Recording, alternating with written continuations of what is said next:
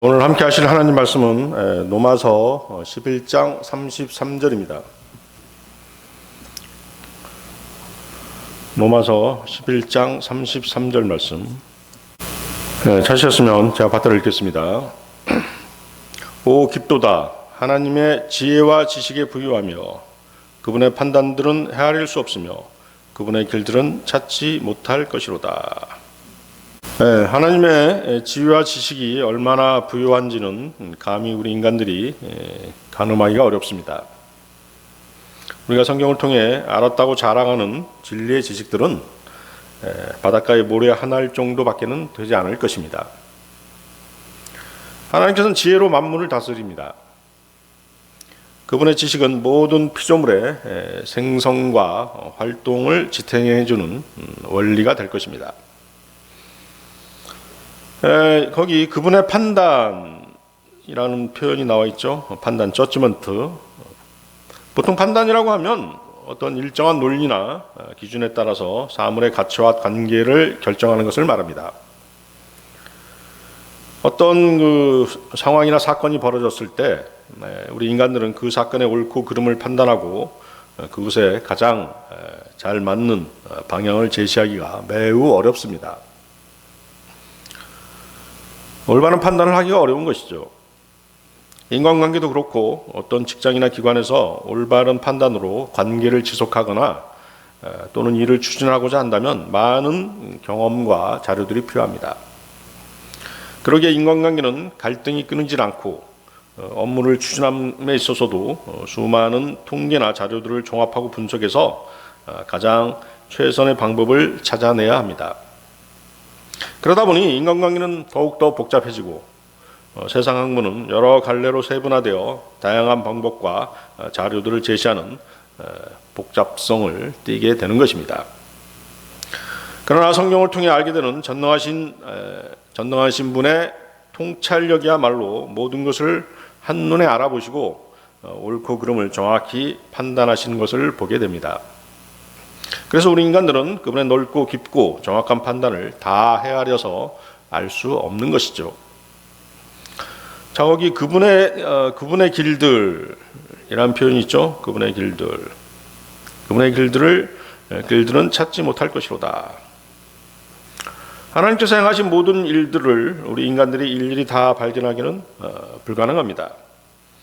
하나님께서 행하신 창조의 행정만을 살펴보더라도 예를 들어서 창조물 가운데 들꽃 하나만 보더라도 그 들꽃의 성장과 꽃의 피고 짐, 씨앗을 퍼뜨리고 광합성을 하고 뿌리를 내려서 약물을 빨아들이는 일련의 과정들은 전능하신 창조주가 아니면 기획하고 상상할 수조차 없는 것입니다. 한철 피었다가 지는 들꽃도 그러할진대 온 우주와 그 안에 있는 만물을 창조하시고 인간의 생사화복과 제국의 흥망성쇠를 결정하시며 인류의 장래를 주관하시는 거룩하시고 위대하신 분의 행적을 어떻게 피조물인 인간이 찾아낼 수 있겠습니까? 하나님의 지혜와 지식의 부유함을 다 헤아릴 수 없습니다. 그분의 풍요함과 그분의 피조물에게 주신 선물은 말로 다 표현할 수 없습니다. 그 모든 것이 인간의 생각과 지식을 초월하는 것들입니다. 욥기 11장 7절에서 9절 말씀인데요. 내가 조사한다고 하나님을 찾아낼 수 있겠느냐? 내가 전능자를 완전히 찾아낼 수 있겠느냐? 그것은 하늘만큼이나 높으니 내가 무엇을 하겠느냐? 또 지옥보다도 깊으니 내가 무엇을 알겠느냐? 그것의 한계가 땅보다 길고 바다보다 넓으니라.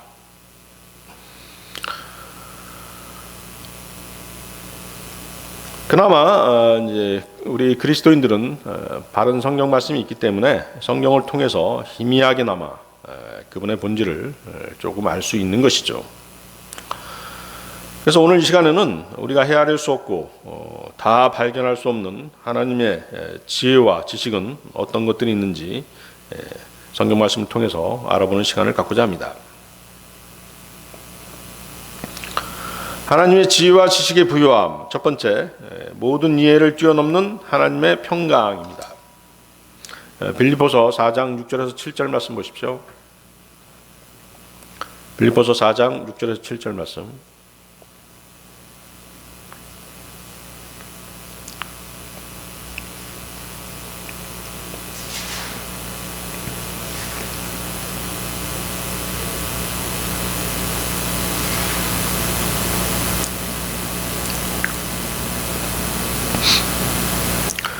빌립보서 4장 6절에서 7절 말씀. 아무것도 염려하지 말고 오직 모든 일에서 기도와 간구로 너희가 요청할 것들을 감사와 더불어 하나님께 알리라.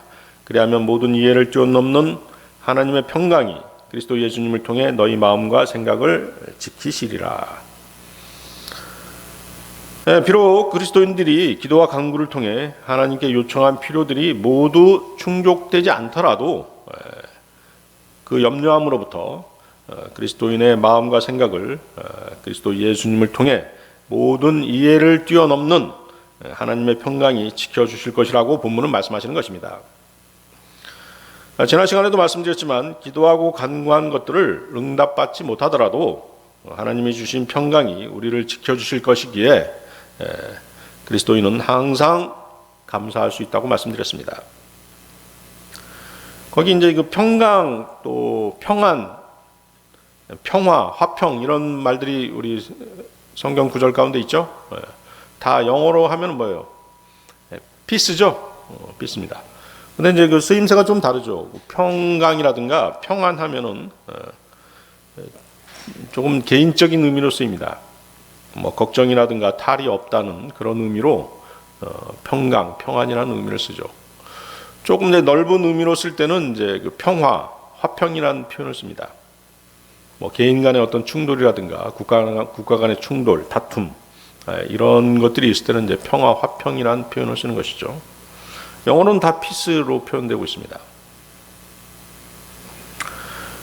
그래서 이런 평안, 평강은 주님께서 자신을 신뢰하는 성도들에게 주시기로 약속한 것입니다. 요한복음 14장 27절 말씀인데요. 내가 너희에게 평안을 남겨놓으니 곧 나의 평안을 너희에게 주노라. 세상이 주는 것과 달리 내가 너희에게 주노니 너희는 마음에 근심하지도 말고 두려워하지도 말라.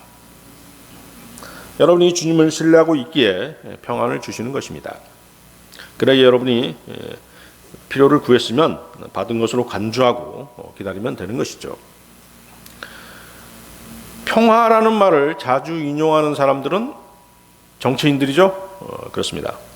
우리나라 같은 경우 남북이 아주 첨예하게 대치하고 있기 때문에 대권에 도전하는 정치인들은 평화를 주창하며 국민의 표를 얻고자 합니다. 대화를 통한 평화 혹은 막강한 군사력에 의한 평화를 각기 주장하지만 그들의 주장대로 이 땅에 혹은 이 세상에 평화는 찾아볼 수가 없습니다. 세상이 주고자 하는 평화는 거짓 평화입니다.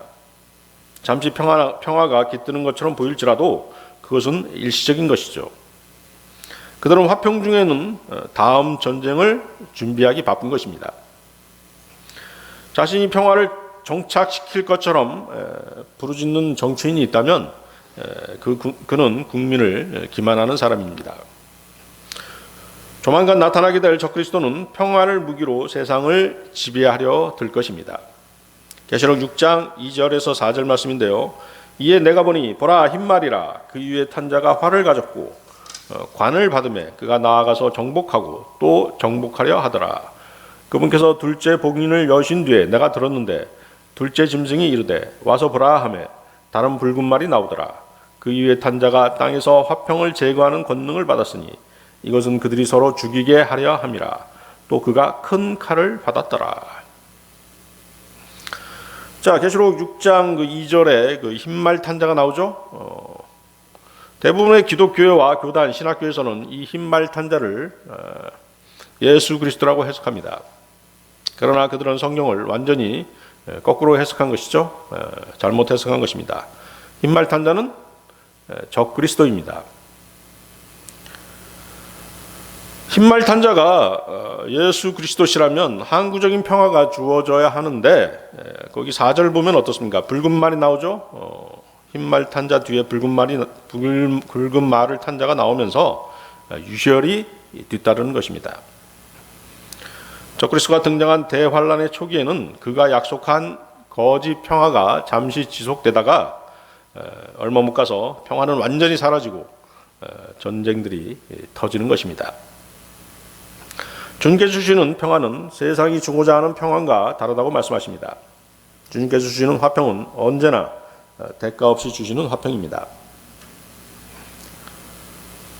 힘에 의한 평화를 주장하는 정치인을 따르자고 한다면 군비를 증강하고 대결 구도 속에서 평화를 지켜야 합니다. 그런 평화는 불안한 평화죠? 그렇습니다. 대화로 평화를 지키고자 한다면 공산주의자들에게 많은 것을 양보해야 합니다. 자칫 그들의 전술 전략에 말려들어서 있는 평화마저도 빼앗기게 되는 것이죠. 주님께서는 구원받은 그리스도인들에게 평안을 주시는데 그것은 영원한 평안입니다. 예를 들면 구원의 영원한 보장 같은 것이죠. 그렇습니다. 우리는 구원이 영원히 보장되어 있기 때문에 우리는 평안할 수 있는 것입니다. 주님의 심판과 지옥의 형벌로부터 평안할 수 있는 것이죠. 주님께서 주시는 평안은 정신적이거나 물질적인 평안을 뛰어넘는 영적인 평안입니다. 이것을 실감하면서 살아가는 그리스도인이 성숙한 그리스도인인 것입니다. 사람이 구원받았다고 해서 그가 처해 있는 현실이 외형상으로는 하나도 달라진 것이 없는데도 어느 날 이상하리만치 자신이 평안 속에 안주해 있는 것을 문득 발견하게 됩니다. 갑자기 물질적으로 풍족해진 것도 아니고 자신을 감싸고 있던 문제들이 해결된 것도 아니며 여전히 문제는 생기고 갈등도 존재하고 주위 사람들이 모두 친절하고 우호적으로 바뀐 것도 아님에도 불구하고 마음이 잔잔한 호숫가에 있는 것처럼 평화로운 상태를 유지하게 되는 것입니다. 이것이 바로 뭐예요? 주님께서 주신 평안인 것이죠. 세상이 주는 평안은 공허하고 일시적이며 이기적입니다. 그러나 주님께서 주시는 평안은 내적이며 순수하고 영적인 평안입니다. 주님은 화평의 왕이시기 때문에 그런 평안을 우리에게 주실 수 있는 것입니다. 이사야서 9장 6절에서 7절 말씀입니다. 이는 한 아이가 우리에게 태어났고 한 아들을 우리에게 주셨는데 그의 어깨에는 정권이 놓이고 그의 이름은 놀라우시니 조언자, 강하신 하나님, 영존하는 아버지, 평화의 통치자라 할 것이기 때문이라. 그의 정권과 화평의 번창함이 끝이 없으며 그가 다윗의 왕자와 그의 왕국 위에 군림하여 그것을 정비하고 이제로부터 영원토록 판단의 공의와 정의로 그것을 굳게 세우리라. 만군의 주의 열심히 이것을 이루리라. 히브리서 7장 1절에서 2절 말씀에도 멜기세덱은 살렘 왕이요 지극히 높으신 하나님의 제사장이니라. 그가 왕들을 살육하고 돌아오는 아브라함을 만나 그를 축복하였으며 아브라함도 모든 것의 10분의 1을 그에게 주었느니라. 그 이름을 해석하면 첫째로 의의 왕이요 그 다음은 또한 살렘 왕이니 곧 화평의 왕이라. 자, 멜기세덱은 예수님의 예표가 되는 인물이죠. 그렇습니다. 이스라엘 사람들은 만나는 사람들에게 샬롬이라고 인사합니다. 샬롬이 무슨 뜻입니까? 평안하시냐 그런 의미죠. 우리나라로 치면 뭐예요? 안녕하세요 뭐 이런 의미겠죠. 이스라엘 역사는 전쟁이 연속된 역사였기 때문에 항상 이스라엘 사람들은 평화를 갈구했습니다. 예루살렘이 바로 뭐예요? 평화의 도시라는 뜻입니다. 예루는 어떤 터전, 거처를 의미하고 살렘은 살롬하고 같은 뜻입니다. 평화라는 뜻이죠. 그래서 예루살렘 하면 평화의 도시입니다. 그들은 항상 평화를 갈망했지만 아직도 얻지 못하고 있습니다. 가까운 장래에 적그리스도가 나타나서 그들에게 평화를 약속하지만 어때요? 이스라엘 사람들은 평화를 약속하는 적그리스도를 받아들이게 됩니다. 또 그를 적그리스도를 메시아로 추앙할 것이지만 그러나 그것은 잘못된 판단이 되는 것입니다. 잘못된 판단이라는 것을 깨닫게 되는 것이죠. 예루살렘이 진정한 평화의 도시가 되고 인류가 영원한 평화 가운데 거하는 때는 주님이 통치하셔야 가능한 것입니다. 그리스도인이 주님이 주시는 평안 가운데 거하는 방법은 그분을 신뢰하는 것입니다. 이사야서 26장 3절에 그 말씀이 나와 있죠. 주께서는 생각을 주께 고정시킨 자를 완전한 평강으로 지키시리니 이는 그가 주를 신뢰하기 때문이니라. 주님에 대한 믿음, 주님에 대한 신뢰가 우리를 평안으로 인도하는 것입니다. 자, 그리스도인은 세상 사람들에게 화평의 복음을 전하는 자들로 살아가야 합니다. 로마서 10장 14절 15절 말씀인데요. 그런즉 그들이 자기들이 믿지 아니한 분을 어찌 부르리요? 자기들이 듣지 못한 분을 어찌 믿으리요? 선포자가 없이 어찌 들으리요? 보내어지지 아니하였으면 그들이 어찌 선포하리요? 이것은 기록된 바 화평의 복음을 선포하며 좋은 일들의 반가운 소식을 가져오는 자들의 발이 어찌 그리 아름다운가 함과 같으니라. 여러분은 또 그리스도 안의 형제 자매들과 화평을 이루고 서로를 세워주는 일들을 하셔야 합니다. 로마서 14장 17, 19절 말씀이죠.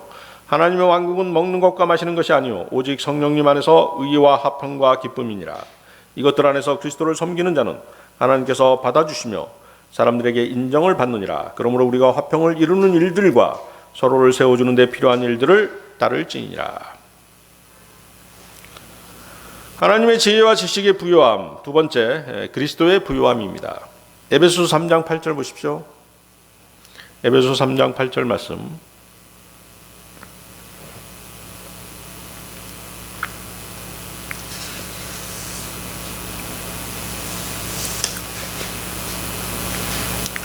에베소서 3장 8절.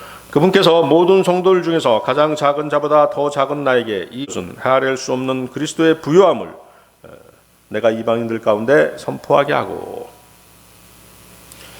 바울 사도는 본문에서 자신을 모든 성도들 중에서 가장 작은 자보다 더 작다라고 겸손함을 보이고 있습니다.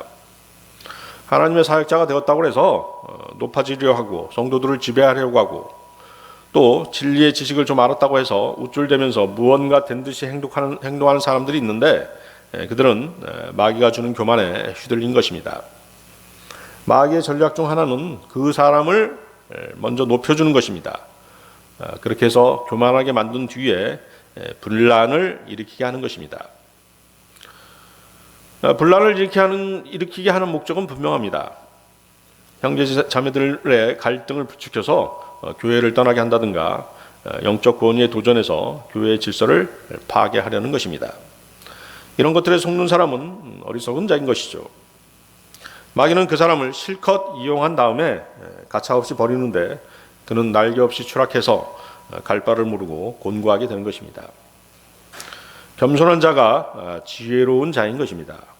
잠언 11장 2절 말씀에 교만이 오면 수치도 오거니와 겸손한 자에게는 지혜가 있느니라. 잠언 13장 10절 말씀에도 오직 교만에 의해서 다툼이 생기나 좋은 충고를 받는 자에게는 지혜가 있느니라. 이방인의 사도로 부르심을 받은 바울 사도는 그가 받은 계시들을 통해 일생을 그리스도의 부요함을 전하는 일에 매진했습니다. 그는 자신의 목숨을 내놓고 그 일을 했던 것입니다. 그가 전한 그리스도의 부요함은 우리가 헤아릴 수 없는 것들이었습니다. 헤아릴 수 없는 unsearchable이죠. unsearchable. 자, 헤아릴 수 없는 것들은 어떤 것이 있습니까? 첫째, 하나님의 우리를 향한 사랑은 헤아릴 수 없습니다. 자, 여기 아가서 한번 보십시오. 아가서 8장 7절 한번 보십시오.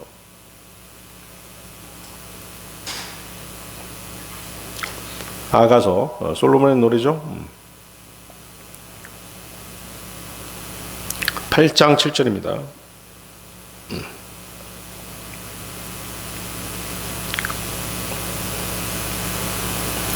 네. 많은 물도 사랑을 끄지 못하며 홍수라도 그것을 잠기게 하지 못하나니 사람이 자기 집에 전 재산을 주고 사랑을 얻으려 할지라도 그것은 철저히 멸시를 받으리라. 거기 많은 물들, 홍수가 나오죠. 많은 물들과 홍수. 자, 많은 물들이 상징하는 건 뭔가요? 구원받지 못한 죄인들이죠. 그다음에 홍수는 고난들을 상징합니다. 이해하시겠습니까? 거기다 메모를 해두세요. 많은 물들, 구원받지 못한 죄인들, 홍수, 고난들. 계시록 17장 15절 말씀에 내가 본 물들, 곧 음녀가 앉아있는 물들은 백성들과 무리들과 민족들과 언어들이니라. 정확하게 나와 있죠. 정확하게 성경을 해석해주고 있습니다. 시편 18편 4절 말씀에는 사망의 고통이 나를 에워싸고 경건치 아니한 자들의 홍수가 나를 무섭게 하였으며. 그래서 홍수가 고난들이라는 것을 또 설명해 주고 계십니다. 자, 이런 고난들이 있더라도 진정한 사랑은 사람들의 핍박과 환경에 굴하지 않고 맞서 싸워 이겨내는 것입니다. 진정한 사랑은 병고, 슬픔, 가난, 박해, 재난, 손실 등의 모든 고난들을 통과하면서도 굴복하지 않는 사람입니다. 이런 변치 않는 진실한 사랑을 추구하실 수 있는 분은 오직 한 분, 예수 그리스도 우리 주님밖에는 안 계십니다. 이런 사랑을 성경은 고린도전서 13장에서 뭐라고 표현합니까? 체리티라고 표현하죠. 체리티라고 표현합니다. 하나님의 사랑인 체리티는 작금의 어설프고 감각적인 사랑들, 또 단순한 애정으로 변질된 사랑, 즉 러브와 구별되는 사랑입니다. 그래서 고린도전서 13장에 나오는 고린도전서 13장을 사랑장이라고 얘기하죠. 고린도전서 13장에 나오는 그 사랑이라고 하는 표현은 다 체리티입니다. 그래서 13장 4절 7절 말씀인데요. 사랑은 오래 참고 친절하며, 사랑은 시기하지 아니하며, 사랑은 자기를 자랑하지 아니하며, 우쭐대지 아니하며, 무례히 행동하지 아니하며, 자기 것을 추구하지 아니하며, 쉽게 성내지 아니하며, 악을 생각하지 아니하며, 불법을 기뻐하지 아니하고 진리를 기뻐하며, 모든 것을 참으며, 모든 것을 믿으며, 모든 것을 바라며, 모든 것을 견디느니라. 자, 또 헤아릴 수 없는 거, 하나님의 위대하심이죠. 두 번째, 하나님의 위대하심은 헤아릴 수 없습니다. 시편 145편 3절 말씀인데요. 주께서는 위대하시니 크게 찬양할지어다. 그분의 위대하심은 헤아릴 수 없도다. 하나님의 위대하심은 만물을 판단하시는 능력입니다. 하나님의 말씀인 성경은 모든 책들을 능가하는 유일한 책이며, 하나님의 책은 최후의 벽부자 심판에서 세상의 모든 지식들을 심판하실 것입니다. 아울러 모든 악의 세력과 모든 사람들을 판단하실 것입니다. 욥기 21장 22절 말씀인데요. 하나님께서 높은 자들을 심판하시나니 누가 그분께 지식을 가르치겠느냐.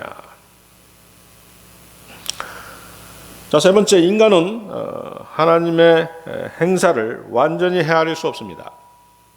하나님께서 어떤 일을 하실지 우리는 헤아릴 수 없는 것입니다.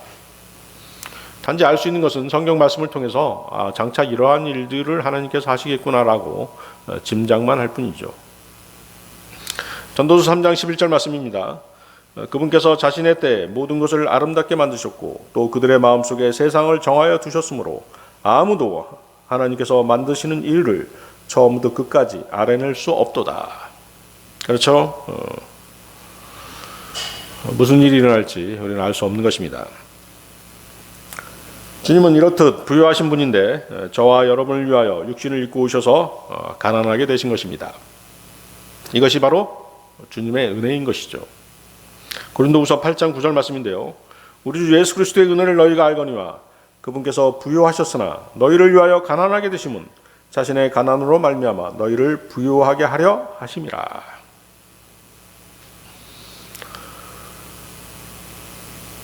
그분은 모든 영광, 모든 부유하심을 다 버리고 이 땅에 오신 것입니다. 누구를 위해서 오셨다고요? 우리를 위해서, 저와 여러분을 위해서 그렇게 하신 것이죠. 하나님의 지혜와 지식의 부유함. 세 번째, 하나님께서 성도들에게 주시는 선물입니다. 고린도후서 9장 15절 보십시오.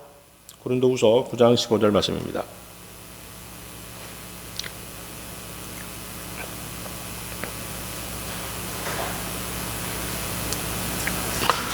고린도후서 9장 15절 말씀.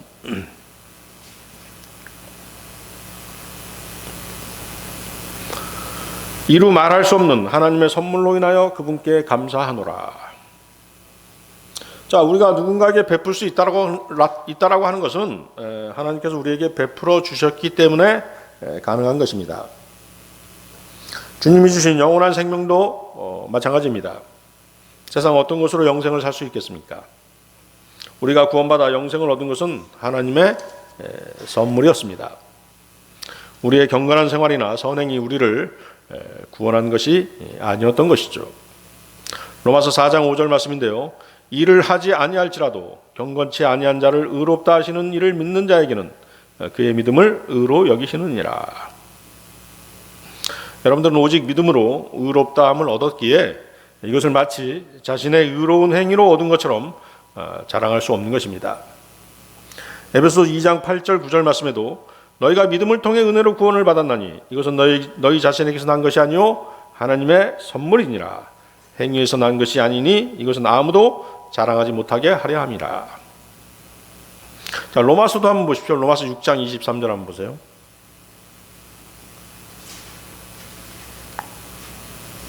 자, 그래서 하나님께서 우리에게 베푼 구원, 하나님의 선물이었죠. 은혜의 선물이었습니다. 자, 로마서 6장 23절에는 어떤 말씀이 나와 있습니까? 죄의 싹슨 사망이나 하나님의 선물은 예수 그리스도 우리 주를 통해 얻는 영원한 생명이니라.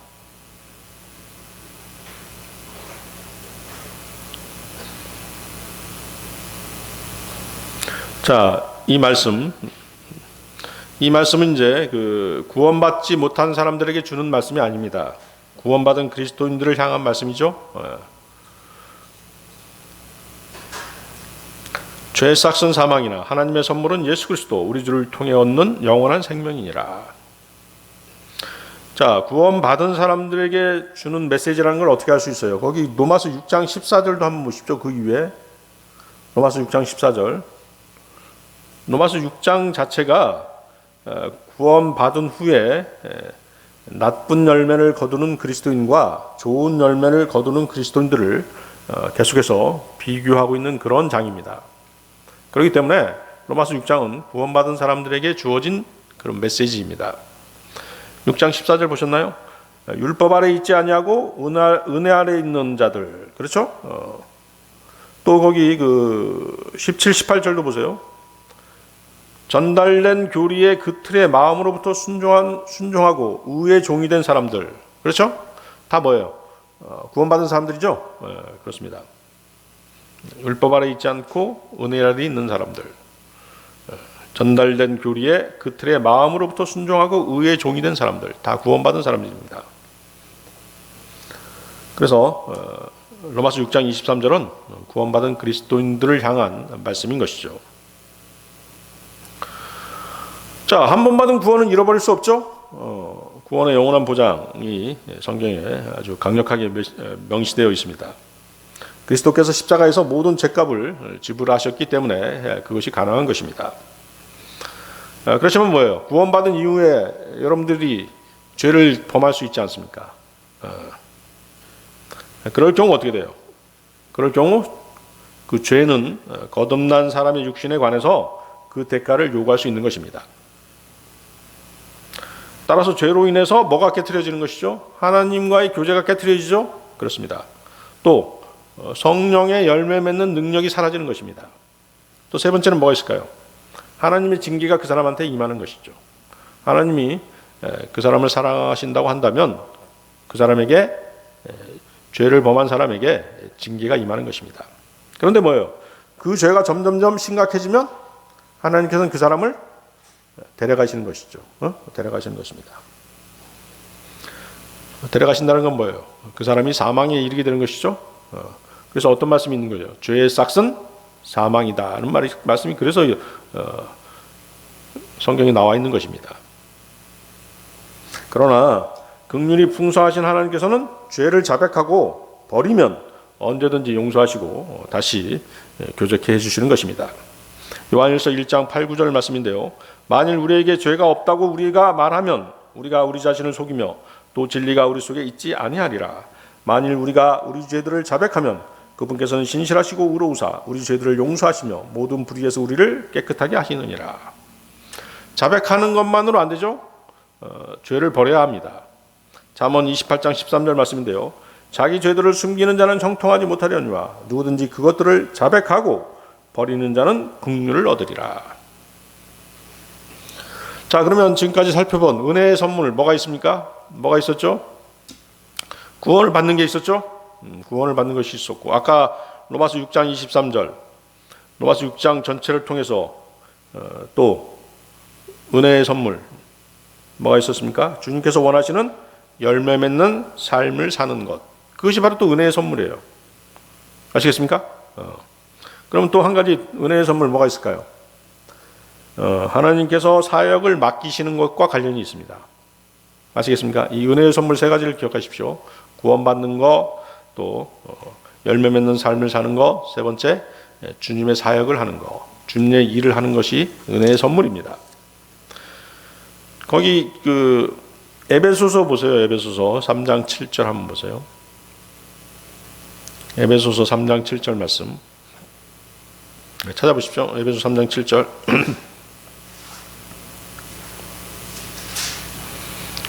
찾으셨나요? 자, 거기 뭐라고 말씀하십니까? 내게 주신 하나님의 은혜의 선물에 따라, 거기다 밑줄 되죠. 내게 주신 하나님의 은혜의 선물에 따라 그분의 권능이 효력 있게 활동함을 힘입어 내가 이 복음의 사역자가 되었노라. 그렇죠? 자, 이 은혜의 선물은 하나님께서 바울을 이방인의 사도로 쓰셔서 신약 시대에 하나님의 은혜의 경륜을 선포하기 위한 것이었습니다. 거기 3장 2절도 보세요. 에베소 3장 2절. 3장 2절 뭐라고 말씀하십니까? 너희를 위해 내게 주신 하나님의 은혜의 경륜을 너희가 들었으리라. 은혜의 경륜 디스펜세이션이죠. 디스펜세이션은 세대를 나누는 것과 관련이 있습니다. 하나님께서는 우리에게 말씀을 나누어서 공부하라고 하셨죠. 디바이드해서 공부하라고 하셨고, 그에 따라서 각 시대별로 구원받는 방법도 달랐음을 여러분들은 잘 기억하고 계실 것입니다. 지금의 교회 시대 그리스도인들과 창세기에 나오는 인물들, 아담, 아벨, 노아, 아브라함 같은 사람들은 뭐예요? 단지 믿음으로 구원을 받았죠? 그렇습니다. 율법의 행위와 상관없이 믿음으로 말미암아 은혜로 구원을 받았던 것입니다. 하나님께서는 바울을 쓰셔서 다른 시대들에서는 사람들의 아들들에게 알려지지 아니한 신비를 가르쳐 주시고자, 우리에게 가르쳐 주시고자 또 그를 사역자로 세우신 것입니다. 그것이 은혜의 선물이라고 바울 사도는 지금 얘기하고 있는 것입니다. 거기 에베소서 3장 6절도 보세요. 에베소 3장 6절. 이 신비는 곧 복음으로 말미암아 이방인들이 그리스도 안에서 동료 상속자가 되고 같은 몸에 속하게 되며 그분의 약속에 참여하는 자가 된다는 것이라. 신비들이 있었죠? 신비들이 있었습니다. 그런 신비들을 바울 사도를 통해 선포하게끔 하신 것입니다. 그리스도와 함께하는 상속자, 그리스도의 몸인 교회와 그리스도의 몸에 속한 지체가 되는 것, 주님의 몸과 같은 형상을 입는 것 등등, 이 바로 바울 사도를 사용하셔서 우리에게 알려주신 것입니다. 그래서 바울 사도는 자신에게 이러한 신비를 계시해 주시고 선포하게 하신 직분을 주신 것에 대해서 매우 영광스러운 하나님의 선물이었다라고 말하고 있는 것입니다. 여러분도 마찬가지죠? 여러분도 그런 은혜의 선물을 받았지 않습니까? 구원을 받았죠? 구원을, 은혜의 선물, 구원을 받았고 또 은혜의 복음을 전파할 수 있는 능력을 허락하셨지 않습니까? 그렇죠? 구원받은 그리스도인들은 다 뭐예요? 복음 전파자들인 것입니다. 그래서 여러분들은 나는 하나님의 선물 중에서 하나님의 일을 사역할 선물은 받지 않았어 라고 말할 수 없는 것입니다. 하나님께서 선물을 주셨어요. 여러분들은 여러분들의 그 몸을 사용하셔서 헌신하셔서 주님의 도구로 사용하시면 되는 것입니다. 쓰임 받으면 되는 것이죠. 하나님의 지혜와 지식의 부요함. 네 번째, 말할 수 없고 영광이 가득한 기쁨. 말할 수 없고 영광이 가득한 기쁨. 베드로전서 1장 8, 9절 보십시오. 베드로전서 1장 8, 9절 말씀.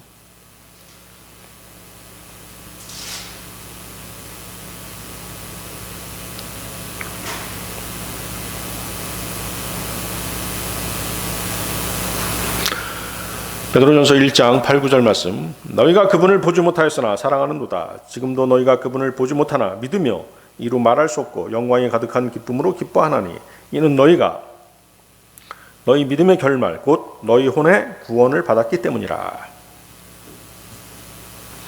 자, 이 편지를 쓴 시몬 베드로는 주님을 직접 보았을 뿐만 아니라 3년이 넘도록 그분과 함께 동행했던 주님의 수제자입니다. 그러나 여러분은 주님을 한 번도 뵙지 못했죠? 그럼에도 불구하고 여러분은 주님을 사랑합니다.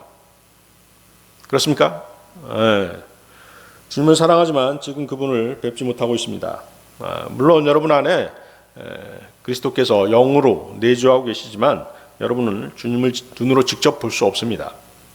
그런데도 여러분은 그분을 믿고 있습니다. 그리고 그 믿음 가운데서 말할 수 없고 영광이 가득한 기쁨으로 기뻐하고 있습니다. 왜 이렇게 기뻐할 수 있는 건가요? 거기 그 이유가 나와 있죠? 여러분들도 느끼고 있는 그 이유 뭐죠? 혼의 구원을 받았기 때문이라. 그렇죠? 여러분이 구원을 받았기 때문에 기뻐하는 것입니다. 구원을 받음으로 영생이 보장되어 있고 주님의 심판을 지옥에 가는 심판을 받지 않죠? 그렇습니다. 그리고 주님과 같은 몸을 입기로 예정되어 있습니다. 하나님께서는 이 일들을 기쁨으로 행하시고 계신 것입니다. 근데 여러분들이 그런 기쁨을 느끼면서 사느냐 하는 것은 전적으로 여러분의 문제죠. 여러분들의 문제죠. 그렇죠? 여러분들의 믿음의 문제인 것입니다. 자, 그런데 뭐예요? 여러분들은 지금 혼은 구원받았고 영은 거듭났지만 몸은 아직 구속받은 상태가 아니죠? 그렇습니다. 자, 몸의 구속은 언제 일어나는 것입니까? 우리가 휴거 때 나타나게 될 것입니다. 지금 여러분의 구원은 지상에서의 신앙생활을 하는 가운데 성령의 열매 맺음을 보고 아하, 저 사람이 구원받았구나라고 우리가 느낄 수 있는 것입니다. 성령의 열매 맺음으로 그 증거, 구원받은 증거가 나타나는 것입니다. 구원받고 거듭난 여러분이 성령 안에서 살고 성령 안에서 행하면 그 열매를 맺게 되는데 그것이 그 사람이 구원받았다는 강력한 증거가 되는 것입니다. 갈라디아서 5장 22절 23절에 성령의 열매가 나와 있죠. 성령의 열매는 사랑과 기쁨과 화평과 오래 참음과 부드러움과 선함과 믿음과 온유와 절제니 이 같은 것을 대적할 법이 없느니라. 형제 자매들에게서 드러나는 이 성령의 열매를 보고 우리는 그가 구원받았다는 사실을 알 수 있는 것입니다. 물론 구원 간증을 통해서도 알 수 있습니다. 우리가 그 사람의 구원 간증을 들어보면 그 사람이 구원받았는지 안 받았는지 알 수 있죠. 왜냐하면 그것은 영적인 문제이기 때문에 영적으로 우리가 그것을 판단할 수 있는 것입니다. 그래서 그 간증을 들어보고 이 사람이 주님 안에 있는 한 형제요 또 자매라는 것을 알 수 있는 것이죠. 그리스도인이라고 하면서도 그에게 성령의 열매가 보이지 않는다면 또 간증이 불확실하다면 그 사람의 구원에는 분명 문제가 있는 것입니다. 사실 뭐예요? 구원 문제라고 하는 것은 뭐예요? 자신이 스스로 알 수 있는 것입니다. 뭐 가봐야지 알지, 뭐 죽어봐야 알지 이렇게 한다는 것은 좀 문제가 있는 것이죠. 구원에 문제가 있는 것입니다. 본인 스스로가 구원받았는지 안 받았는지 확실하게 알 수 있는 것입니다. 고린도후서 13장 5절에 어떤 말씀이 있냐면요. 너희가 믿음 안에 있는지 너희 자신을 살펴보고 너희 자신을 입증하라. 예수 그리스도께서 너희 안에 계시는 줄을 너희가 알지 못하느냐? 스스로 알지 못하느냐? 그렇지 않으면 너희는 버림받은 자니라. 자, 바울 사도가 왜 이런 말을 했을까요? 너희 자신이 구원받았다는 사실을 알아라. 알 수 있다. 그런 의미에서 말한 것입니다. 여러분 안에 성령님이 계시다는 것을, 성령님이 함께 하신다는 것을 느낄 수 있다면 여러분 구원받은 것이에요. 그렇죠? 그리스도께서 영으로 여러분 안에 계신 것, 그것이 바로 이제 그리스도께서 여러분 안에 계신 것입니다. 따라서 구원의 확신이 있는 사람은 주님께서 다시 오실 때 칭찬과 존귀와 영광을 받게 되리라는 것을 아는 것이죠. 또 이것을 알고 또 믿기 때문에 지금 말할 수 없고 영광이 가득한 기쁨으로 기뻐할 수 있는 것입니다. 구원받지 못한 사람들은 이 기쁨을 도저히 이해하지 못하는 것입니다. 그리고 그들은 주님의 다시 오심에 대한 소망이 없기에 단지 한 세상 살아가는 것처럼 이 세상을 사는 것입니다. 영광의 소망이 없는 저와 영광의 소망이 있는 저와 여러분은 하나님을 두려워하고 그리스도의 심판석을 두려워하며 장차 받을 상속 유업과 영광의 관들 그리고 주님과 같은 형상을 입은 날을 기다리고 있는 것입니다. 그러기에 어떠한 시련과 고난이 있더라도 소망 가운데 즐거워할 수 있는 것입니다. 베드로전서 1장 5절 말씀인데요. 자, 이 베드로전서 1장 5절 보십시오. 거기 베드로전서 1장 5절 바로 위에 있죠. 베드로전서 1장 5절 말씀. 너희는 마지막 때에 드러내려고 예비된 구원에 이르도록 믿음을 통해 하나님의 권능으로 보호받고 있느니라. 마지막 때에 드러내려고 예비된 구원 무엇이겠습니까? 몸의 구속이죠. 몸의 구속을 말하는 것입니다. 그래서 이 구절은 혼의 구원이 아니라 휴고를 통한 몸의 구원을 기다리고 있는 이 교회 시대에 살고 있는 여러분들을 향한 말씀인 것입니다.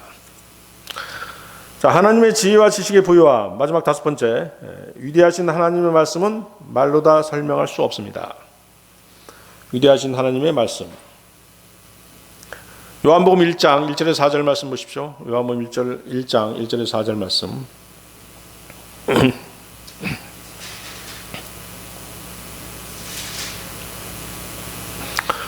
자, 요한복음은 상당히 영적인 그런 복음서지 않습니까? 여러분들이 영적으로 뭔가 공부하고 또 어떤 결핍함을 느낀다면 바로 요한복음을 읽을 수 있어야 됩니다. 영적인 내용으로 가득 차 있기 때문에 충분히 여러분들의 영적인 결핍을 보충해 줄 수 있을 것입니다. 채워줄 수 있을 것입니다. 요한복음 1장 1절에 4절 말씀 보셨나요? 처음에 말씀이 계셨고 말씀이 하나님과 함께 계셨으며 말씀이 하나님이셨더라. 바로 그분께서 처음에 하나님과 함께 계셨고 모든 것이 그분에 의해 만들어졌으니 만들어진 것 중에 그분 없이 만들어진 것은 하나도 없었더라. 그분 안에 생명이 있었으며 그 생명은 사람들의 빛이더라.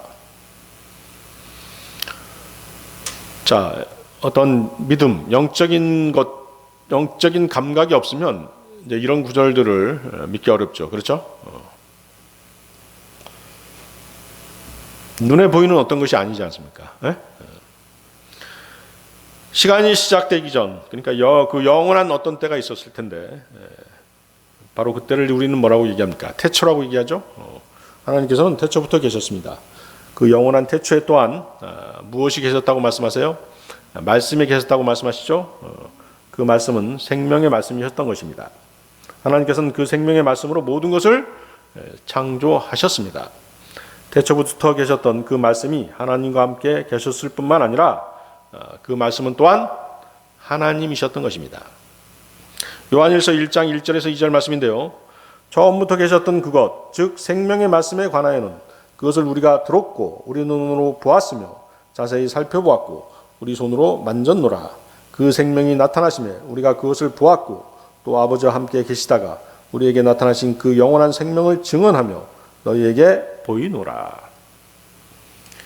하나님이 하셨던 말씀이 태초부터 함께 계셨던 분은 성부 하나님이셨고 말씀 하나님은 성자 하나님이셨던 것입니다. 요한일서 5장 20절 말씀에도 또 하나님의 아들께서 오셔서 우리에게 깨달음을 주사 우리가 진실하신 분을 알게 하셨음을 우리가 알고 또 우리가 진실하신 분 곧 그분의 아들 예수 그리스도 안에 있음을 아노니 이분은 참 하나님이시오 영원한 생명이시니라. 말씀은 곧 하나님이셨던 것입니다. 말씀으로서의 하나님은 성부 하나님의 아들이셨습니다. 그 아들이 육신이 돼서 육신의 모양으로 이 땅에 오신 것입니다. 그분이 바로 예수 그리스도십니다. 예수 그리스도는 참 하나님이십니다. 그리고 영원한 생명이십니다. 이러한 사실들은 삼위일체 하나님에 대한 지식과 믿음 없이는 이해할 수 없는 것들이죠. 하나님께서는 말씀이라는 수단을 통해서 자신을 나타내기 때문에 말씀이 육신이 되어서 자신을 드러내신 예수 그리스도 그분 또한 하나님이신 것입니다. 이해하시겠습니까?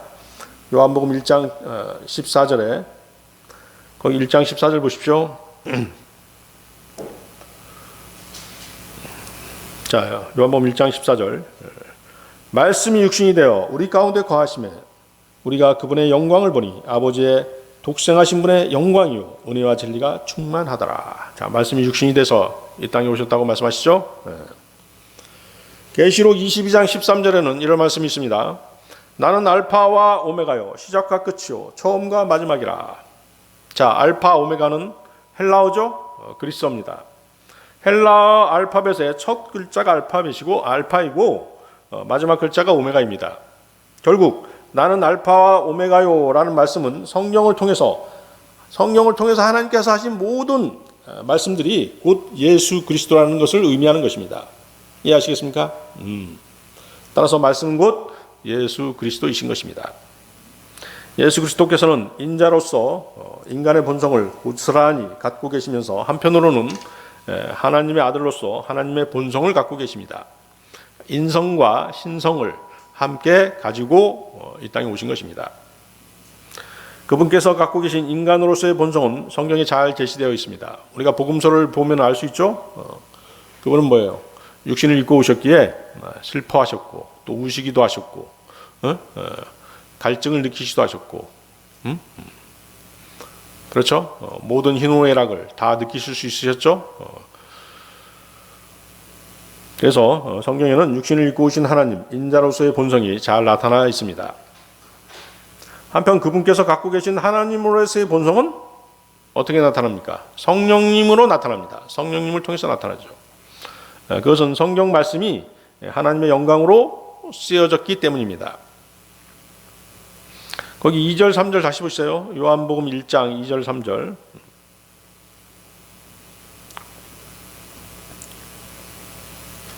바로 그분께서 처음에 하나님과 함께 계셨고 모든 것이 그분에 의해 만들어졌으니 만들어진 것 중에 그분 없이 만들어진 것은 하나도 없었더라. 말씀이신 그분은 태초에 하나님과 함께 계셨고 하나님의 창조 사역은 그분을 통해서 이루어졌으며 그 어떤 창조물도 그분 없이 만들어진 게 없다라고 분명히 말씀하고 계십니다.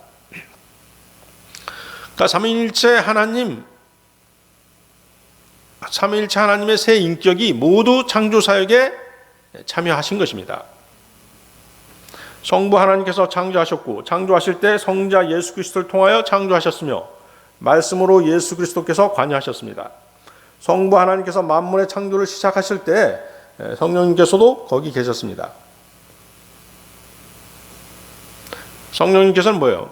말씀하신 것을 이루어지도록 그렇게 하신 것이죠. 창세기 1장 2절에 하나님의 영은 물들의 표면 위에서 움직이시니라. 창조 사역 때 성령님께서 함께 하신 것을 증명해 주고 계시죠. 또 성령님께서는 하나님의 모든 말씀들이 실현되도록 도우셨던 것입니다. 시편 33편 6절에 그런 말씀이 나와 있는데요. 시편 33편 6절 주의 말씀으로 하늘들이 만들어지고 하늘들의 온 군대가 그분의 입의 숨에 의해 만들어졌도다. 입의 숨이 바로 뭐예요? 성령님이죠. 어떤 호흡, 하나님의 어떤 호흡, 그러면 바로 그것은 이제 성령님을 나타내는 것입니다. 거기 또 요한복음 1장 4절 다시 보십시오. 그분 안에 생명이 있었으며 그 생명은 사람들의 빛이더라. 모든 생명, 영적인 생명뿐만 아니라 육적인 생명까지도 그 근원은 예수 그리스도이십니다.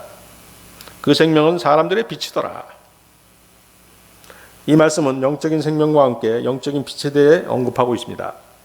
말씀이신 그분은 우리가 말씀을 깨달을 수 있도록 성령님을 통해 계속 조명해 주시고 계신 것이죠. 빛을 비춰주고 계신 것입니다. 요한복음 16장 13절 말씀 그러나 그분 곧 진리의 영께서 오시면 너희를 모든 진리 가운데로 인도하시리니 그분은 스스로 말씀하지 아니하시고 무엇이든지 자기가 들을 것만을 말씀하시며 앞으로 일어날 일들을 너희에게 보이시리라.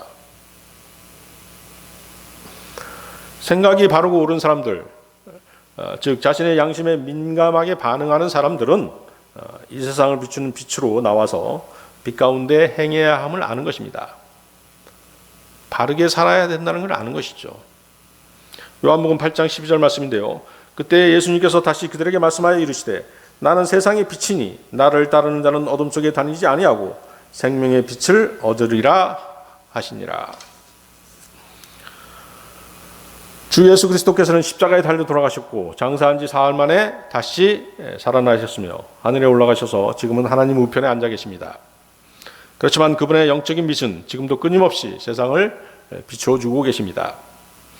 그 사람이 바르게 살고자 한다면 혹은 그가 바른 진리를 알고자 한다면 그는 그 빛 가운데로 나올 것입니다. 만일 그가 주 예수 그리스도를 거부하고 구원받기를 원치 않으면 그는 빛보다 어둠을 더 사랑하기 때문입니다. 그가 어둠을 사랑하는 것은 그 사람이 악한 심정을 가지고 있기 때문인 것이죠.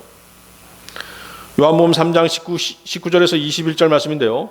정죄는 이것이니 곧 빛이 세상에 왔을 때 사람들이 자기 행위가 악함으로 빛보다 어둠을 더 사랑한 것이니라.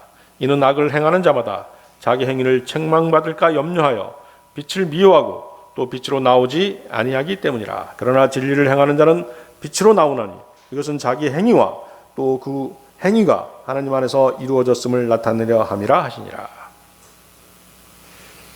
자, 오늘 설교의 결론입니다. 로마서 11장 34절 36절 보십시오. 로마서 11장 34절 36절 말씀.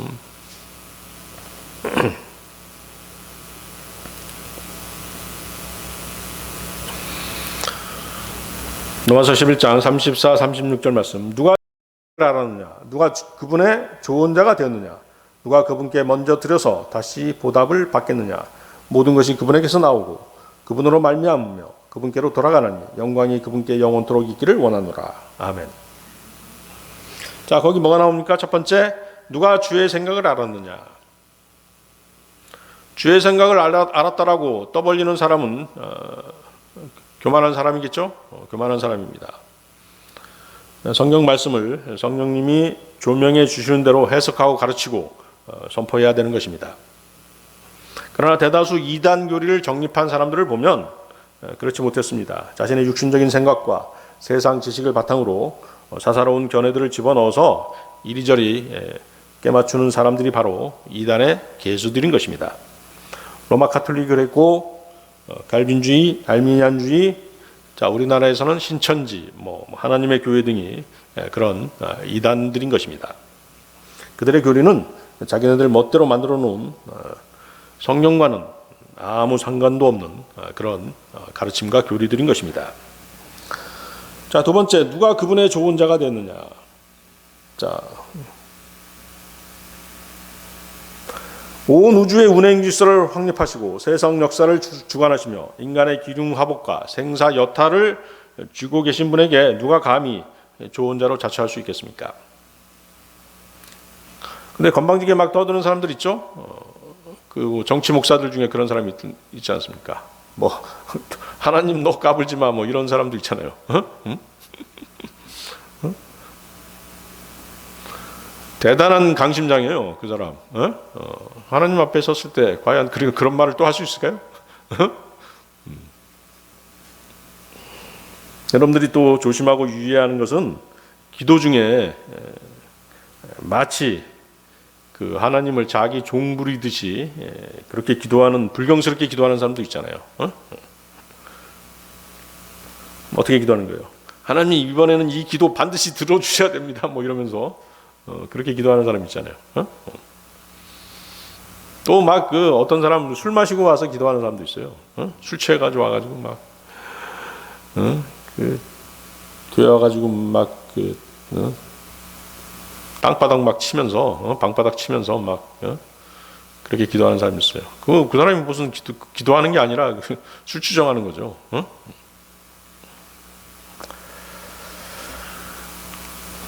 하나님께서는 알라딘의 마술 램프 속에 들어있는 그런 지니 같은 그런 존재가 아닙니다.